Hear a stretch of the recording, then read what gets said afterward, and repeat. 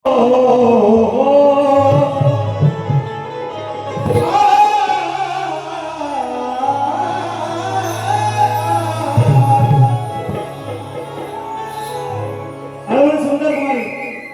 गायली और इस दिल में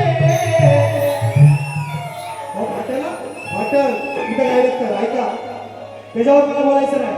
फक्त मी तुम्ही जे बोलले त्याच्यावर निश्चितपणे मुद्दे घेणार. काय म्हणतो ऐका. नाव तुमचं अजून गाजवायला पाहिजे. अभिलिखा आहे कवी मात्र झोपलाय घरी नाही. माझे दादा झोपलेत घरी, मेले लिखा आहे. काय लिहितो ऐका. नाव तुमचं अजून गाजवायला पाहिजे. ढोलकी संगे संगीत वाजवायला पाहिजे. नाव तुमचं अजून गाजायला पाहिजे. ढोलकी संगे संगीत वाजायला पाहिजे. गुरु समोर शिष्य थोडा लाजायला पाहिजे. आणि या मातीच्या कच्च्या मडक्याला अजून भाजायला पाहिजे. शाळा संघाचा येण्याला काढून मारावं काय म्हणजे वीट जर आगीत तळपल्याशिवाय भाजल्याशिवाय जर घराला लागत असेल, जर मडकं मातीचं भाजल्याशिवाय जर त्यातून गार पाणी मिळत नसेल, तुम्हाला भाजायला लागेल. एवढंच म्हणतोय ऐका. मामांना मानतोय मी जाणार सांगितलं याच रंगमंचावरून सांगितलंय. मामांना मी मानतो आणि त्या आत्मापुराला एकदा तरी मी जाणार. माझी फॅमिली घेऊन निश्चितपणे हे मी तेव्हाच सांगितलंय. पण तुम्ही म्हणताना स्तवन ईश्वराची पाहिजे. मी माझ्या व्यथा मांडल्या. माझ्या विरोधात जे काही कटकारस्थानं होत आहेत, ज्या काही गोष्टी होत आहेत, त्या विरोधात मी मांडलेली माझी स्तवन आहे. तिथं तुम्हाला मानायला नको पाहिजे. मग बाळू मामा जरी मी मानतो ईश्वराचा अवतार आहे, मानतो, पण मानव होता का? माणूस होता का? खरं सांगा. पण माणूस होता. मग तुम्ही ईश्वराला गायली, तुम्ही कोणाला गायली? म्हणून हे बोलताना थोडासा विचार. आणि पण ही धावा झाला 360. आज तुमची वाहन लावतो वाट. हे माझं डायलॉग आहे. किती वर्ष जुनं पुराण जाऊ द्या असं बोललं नाही. पण गण सुंदर गायला. पुराण बसा काय गण सुंदर गायला बोला. जब तुम आ जाते हो सामने, जब तुम आ जाते हो सामने. महाराजा पिक्चरची साथ गोविंदानी मनीषा बोलायला हिरीत पडली आहे का तेव्हाची. असं त्या मूर्त्या दीर्घ नाही बोलायचं. पण गण मला सुंदर आवडला बोलायचा. विषय आहे त्याच्यामध्ये. विषय आहे. मी अजूनपर्यंत म्हणत होतो की फक्त वृंदेला, त्या तुळशीला विष्णूने फक्त बदनाम केली जालंधराला मारण्यासाठी. कारण वृंदेचा पती जालंधर आणि तो कुणाला ऐकत नव्हता. आणि मग विष्णूने जालंधराचं रूप घेतलं आणि मग तिने स्पर्श केला. तेव्हा तिचं सती व्रत मोडलं आणि म्हणून जालंधर मेला. ही कथा मी ऐकलेली आहे. हा जो तुम्ही गण गायला नक्की 10ला स्टॉप. नाही असं नको. असं नाका येत जाऊ नका. 12 पर्यंत काय थिएटर बंद होईल काय काळजी नका करू. 10ला स्टॉप. कसं बुवाना काय पाऊन तास देणार तुम्ही? 11 वाजता बारीक संपायची आहे ना. किती वेळ आहे असं. मग आपला तो अभय नाही करायचा. ऐका मला समाजाला चांगलं देतोय मी. ते पोचू दे समाजापर्यंत. असं नाही. 10ला स्टॉप. आपला माणूस लेजंड विधानसभा निरीक्षक 1001 रुपयाचं पारितोषिक आहे. यावेळेला तुमचा आभार करतो मी. फक्त समाजापर्यंत चांगलं पोचू द्यावं. हे जाऊ दे समाजापर्यंत. असं नाही कोण तुम्हाला रोखायच नाही 11 वाजेपर्यंत. किती वेळ मुंबईतला कुठलाही मोठा हॉल असू द्या, 11च्या आतमध्ये कधीच बारी नाही बंद होत. तुम्हाला अर्धा तास देतो ना मी. काय शिवाय द्यायच्यात मला, काय वाईट बोलायचे ते बोला बिंदास. मी फेडायला तयार आहे. म्हणून असं नका करू. चांगलं येतो. ऐका घेतो. पैसे संपत नाही. सुप्रिया कॅटरर्स भांडूप यांच्याकडून शहर सचिन कदम यांच्या भारतीय बाल कलाकारास हे घ्या. दगड्या मारुती इकडे उठ. इथे बघ. असू दे. त्याला माहिती पण नसती का विचारायला काय किती मला मिळतात ते. त्याला माहिती पण नसते. पण हे रक्तात आहे आमच्या कोकणवासियांच्या रक्तात आहे पांडुरंगा. खरं तर बरोबर आहे का चुकीचं? हे आमच्या रक्तात आहे का? आणि म्हणून तुम्ही कॅटरर्स बक्षीस तुमच्यासाठी खरोखर तुम्हाला मला समजलं म्हणायचं काय असं घेतलंय. एक गाणं घेऊ का? म्हणजे तुम्ही रंगात या. एक गाणं घेतो. चलो एक गाणं घेऊ.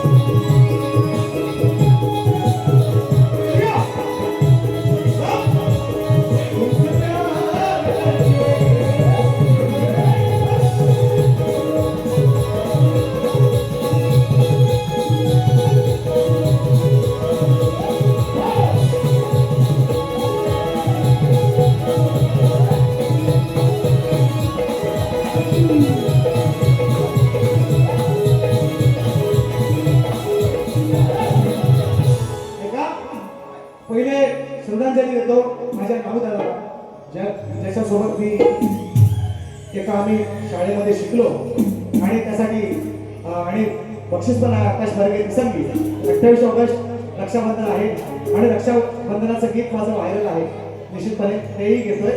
फक्त नाऊदादासाठी वरण नाचून खाली बसा. वरण खाली बसा. ऐका, लावा खाली 5 वरती किंवा 1 लावत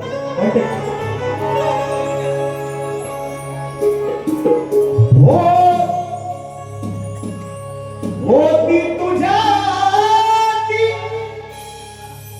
चालत नाही हे चालवा क्रूर काळा केला घात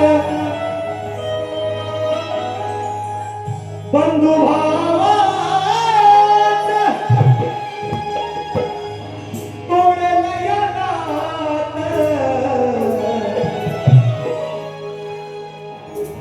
अपंग होता. मी 8वीला होतो तेव्हा 10वीला होता. अपंग होता, दष्टभूत होता शरीराने, गाडी पण चालवायचा, टू व्हीलर गाडी होती निश्चितपणे. क्रूर काळाने त्या केलाय घात बंधू भावाचा तोडलंय नात. अहो दुःख डोंगराच्या एवढे देवा आमचा चोरला तो नाऊ आखाडे. दुःख डोंगराच्या एवढे चोरला आमचा नाऊ आखाडे. दुःख डोंगराच्या एवढे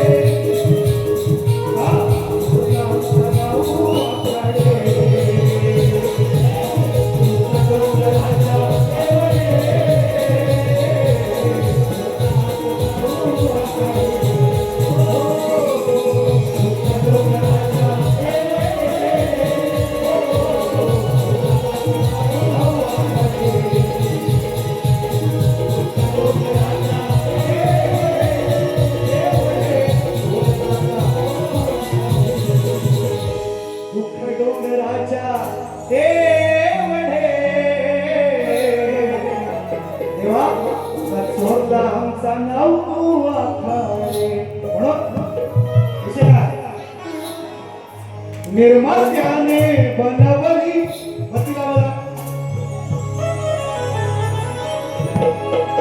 निर्मात्याने बनवली आपली बहीण आपल्या आईचं पत्रू. निर्मात्याने बनवली सतत मूर्तीच माझ्या आईची. रक्षाबंधन सणाला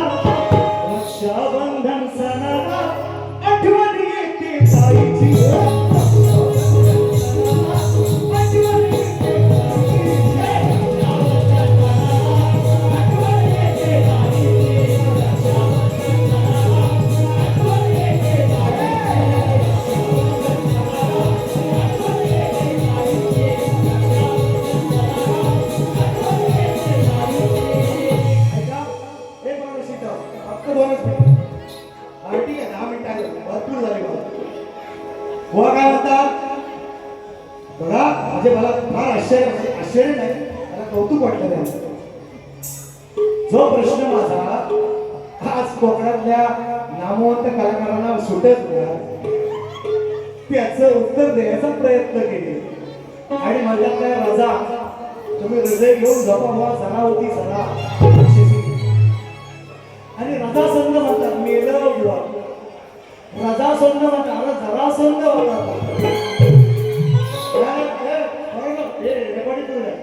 तुमच्या प्रश्नाचं उत्तर मला पटलंय. रजा संघ आणि रजा राक्षसी मेलं वाद्यास गावलं. अरे कोण घेऊन देते ताकद नीट घ्या. येड्यांची जत्राची कारवाई सर्व होतच नाही म्हणजे. अरे ते राक्षसीचं नाव जरा होतं, जरा जरा, आणि तिच्या नावाने त्याला जरा संत असं म्हटलं गेलं. रजा संत ना रेकॉर्डिंग आहे, तेवीस ना त्याची बस करून ठेव. आणि ह्याला मी मला मुद्रा केला नाही, भले रिदम मध्ये असू द्या, ते निश्चितपणे ते रेकॉर्डिंगला आलेलं आहे.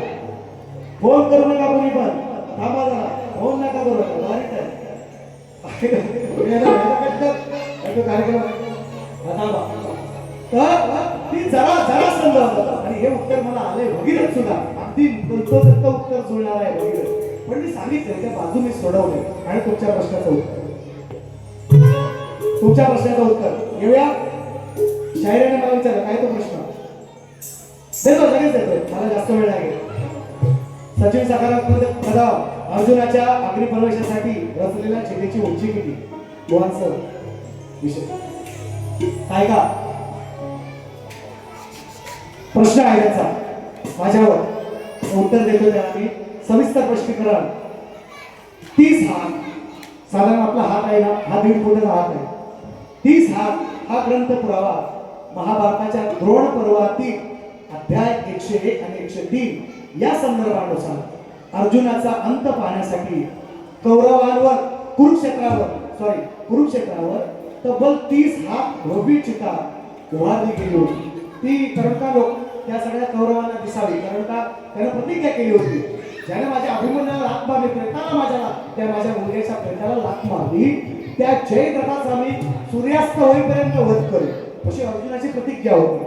आणि मग अभिमन्यू सुद्धा ते चक्रव्यूह भेटण्यात अपयशी ठरला.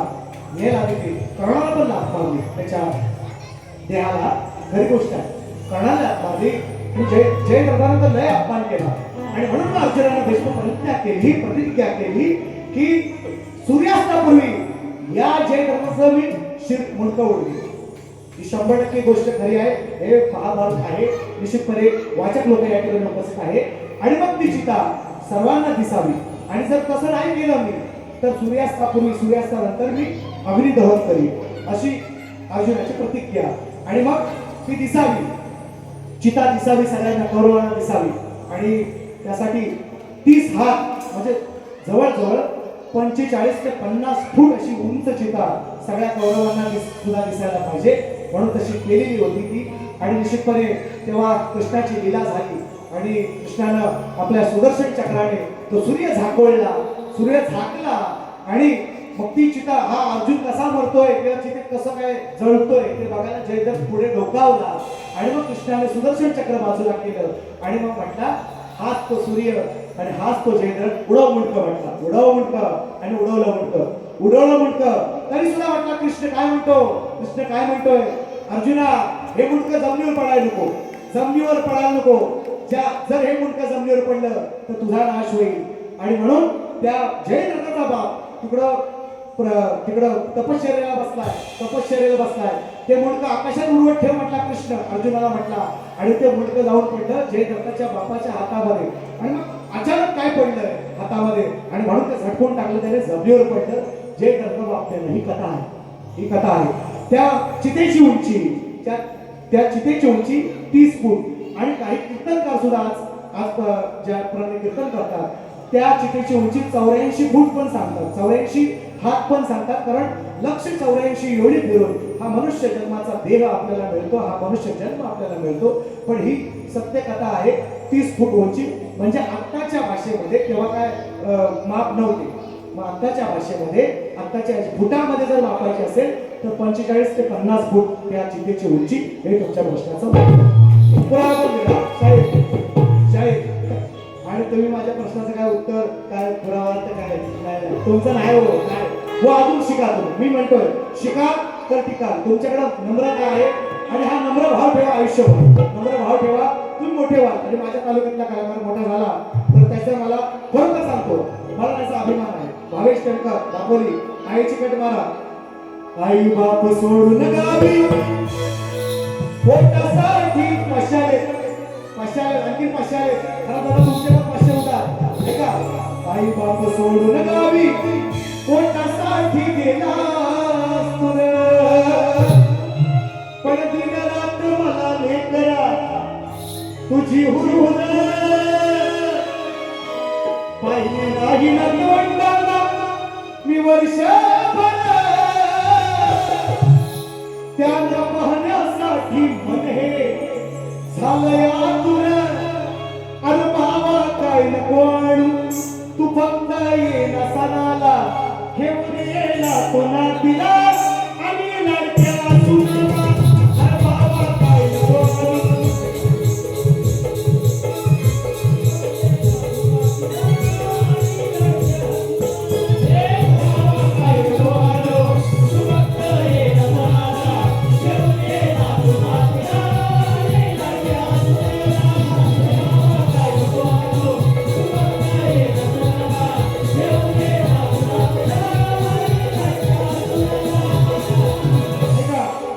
वडिलांनी आणला जरी माय माझी पुसते घरी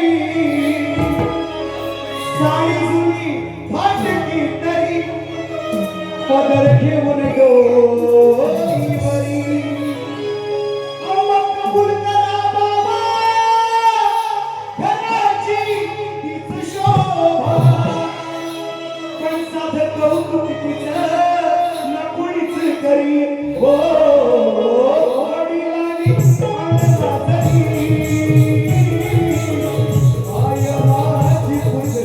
वडिलांनी आणला जरी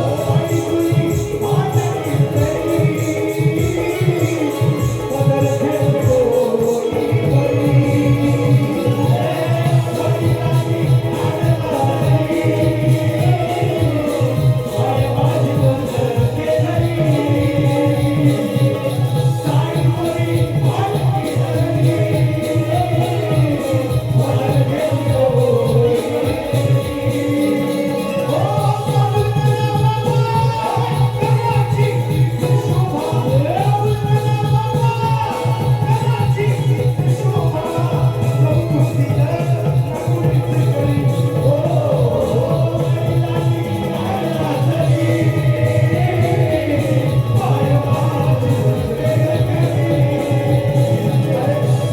डोईवरी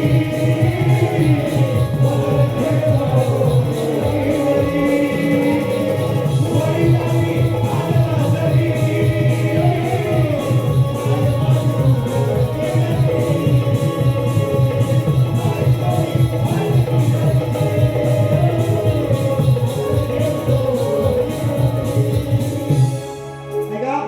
एकच गाणं येतो जाऊ दे ऐका एकच गाणं येतो फक्त माझं एवढंच आहे बुवा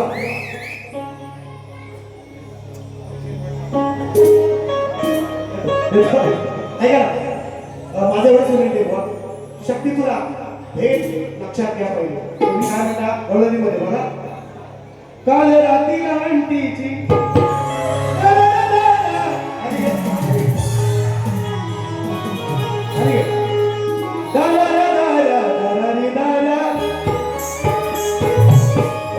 मिळून साऱ्यांनी घेतला अंडीवर चढून वरच्यावरून आतला माल मी खाणार हाय आता मागे मी सरणार हाय एका दमावर चढणार हाय गवळीत चूक काय सांगू चूक काय सांगू कृष्ण काय म्हणतोय की राधेला घेरला घरातला विषय आहे कदंबाचा वृक्ष कुठं होता माहितीये का यमुनेच्या तीरावर एका दमाने चढणार आहे म्हटलं असतं तर मी मान्य केलं असतं की मा ह्या हंडीवर मी एका दमान चढणार आहे, एका दमावर चढायचं आहे किंवा कदंबावर तुला चढायचं आहे तर तुला यमुने तीरात जायला लागेल. घरात तुझा काय काम नाही. ह्याला अभ्यास म्हणतात शाहीर, ह्याला अभ्यास म्हणतात. हे लक्षात घ्या नीट. शाहीर एका दमाने चढणार आहे असं म्हटलं असतं ना मी मान्य केलं असतं की हंडी फोडायला किंवा हंडीतलं विद्युत चोरायला कृष्ण आला आहे आणि मग तो म्हणतोय मी एका दमाने चढणार आहे, एका दमावर चढायचं आहे किंवा कदंबावर तुला चढायचं आहे तर तुला यमुने तीराला जायला लागेल. हे मान्य समाजाला विचारतो. हा अभ्यास म्हणतात. आणि म्हणून एकच गाणं घेतो. मनाची गोष्ट का खाली घेतोस बघ. हे गाणं मनाची गोष्ट पक्की ठरवली.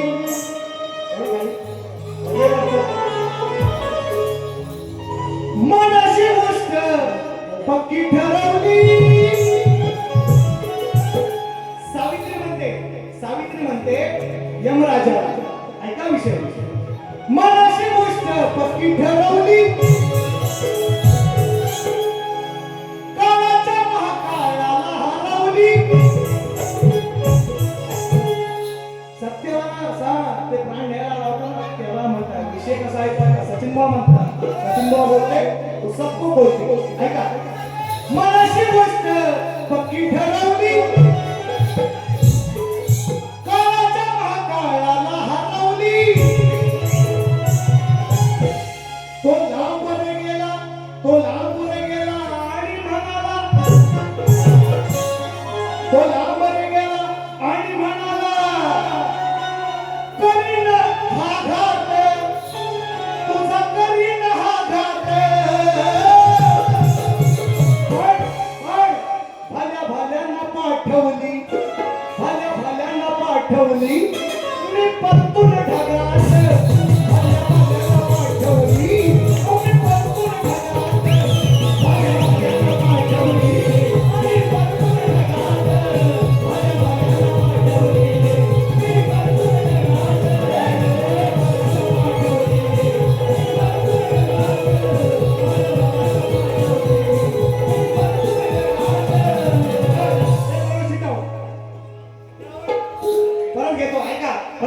परत घेतो ऐका. देव करायचं पहिलं स्वर्गात ढगा. ऐका विषय कसा आहे पण आणि सारा सचिन बुवा लिखताय आणि मग जिवारी लागेल तुमचं. ऐका धन्याचे प्राण. सावित्री म्हणते धन्याचे प्राण अवकायाला लागला हारण गाणं. शपथ घेते मेलास. कारण लोक संविधानावर हात ठेवून कुठे बसतात, या गीतेवर हात ठेवून आता न्यायालयामध्ये कुठे बसतात. न्यायालयाला धन्याचे प्राण गायला लागला हारण गाणं. हा सत्यवान निकम नाही. हा सत्यवान देवने दान. त्या सतयुगात अहो त्या सतयुगात भाल्यांना पाठवली मी परतून ढगात. भाल्यांना पाठवली मी परतून ढगात.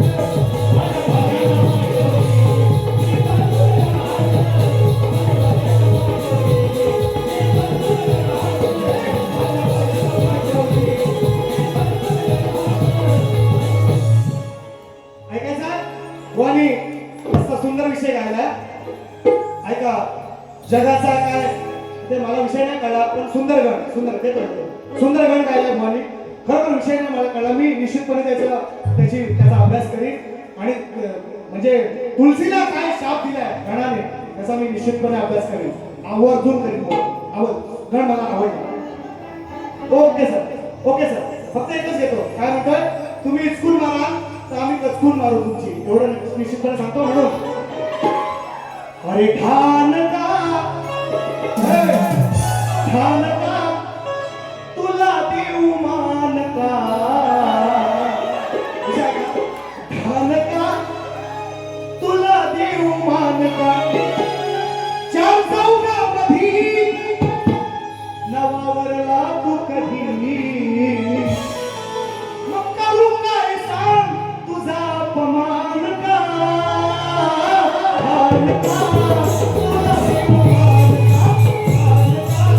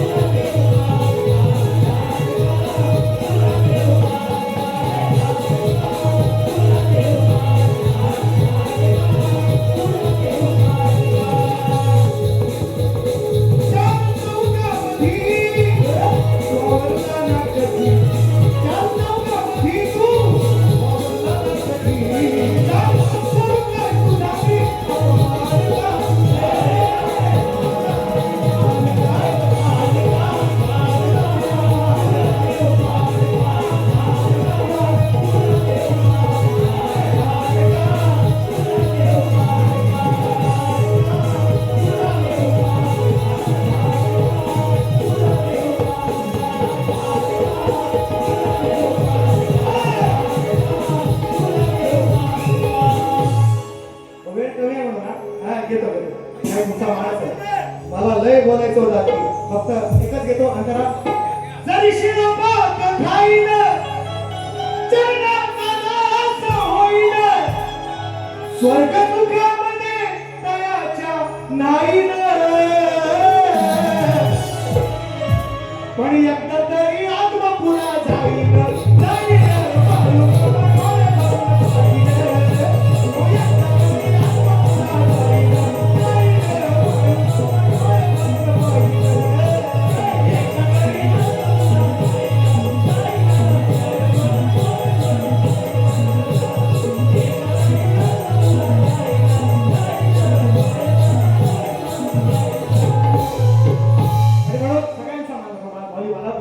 गोवाला सुद्धा 10-15 मिनिटं मिळायला पाहिजे.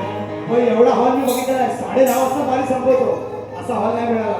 गोवाला 15 मिनिटं द्यायची, 16 मिनिट झाला की मी इथे येणार. हा मग आपला तो बाबा नाही. हा त्या तुम्ही मला गोवा मला माझं पण तुम्हाला सांग, मला वैयक्तिक तुम्ही काही बोलायचं पण गाण्यातून जर वैयक्तिक टीका वैयक्तिक केली बारी लावून घे अब्रू काढी वेशीव टाकी सचिन बुवा म्हणतात मला.